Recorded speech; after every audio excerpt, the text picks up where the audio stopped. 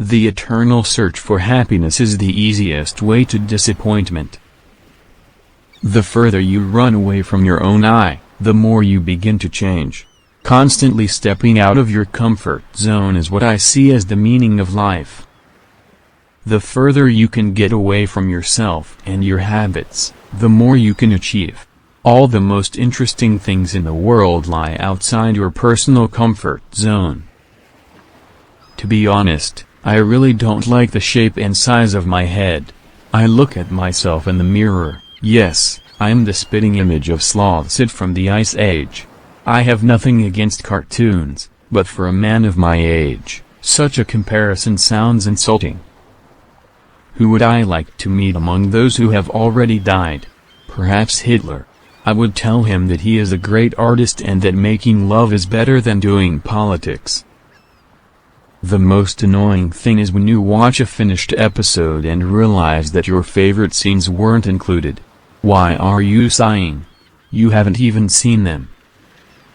The Lord gave me a strange face, something between an otter's face and what people find attractive. The hardest task is to be yourself in a world where everyone is trying to make you someone else. Glory is a strange thing. People suddenly begin to see in you something that you don't see in yourself, but more often, something that you don't have at all. One of my grandfathers was a submarine commander and the other was a tank pilot during World War II. Mom played a lot in the theater in the 80s and 90s. Was in demand and at the same time managed to pay the bills on time. And you still ask why I became an actor? Life would be very different if people always asked others, "Do you mind if I?" Because I grew up in high society and studied in one of the oldest schools in the world, I will have to play asexual sociopathic intellectuals for the rest of my days. What makes me do what I do?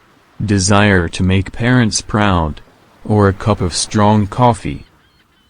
The most charming people are those who notice the charm of others.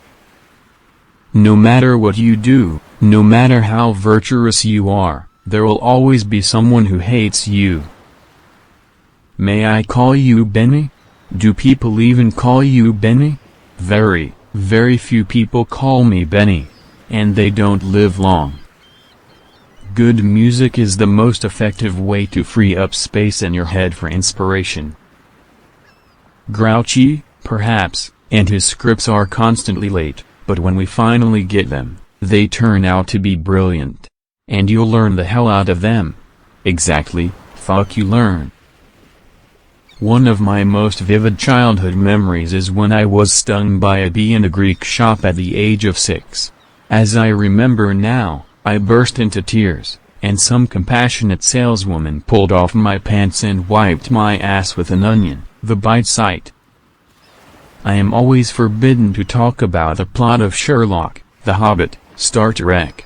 It's written in my contract, and even if you stick a knife in me, I still won't say anything.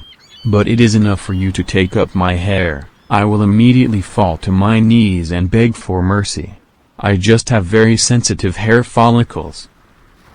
Yes, I know that a lot of shamelessly nice things are said about me, which makes me very embarrassed. Rest assured, they are still exaggerated. But there are a lot of freaks. One day a fan moved in across the street and tweeted about my life on my behalf. That is, he described in detail absolutely everything that I was doing. I undressed, I went to the window, I got dressed again, I ate. And this despite the fact that my windows are curtained.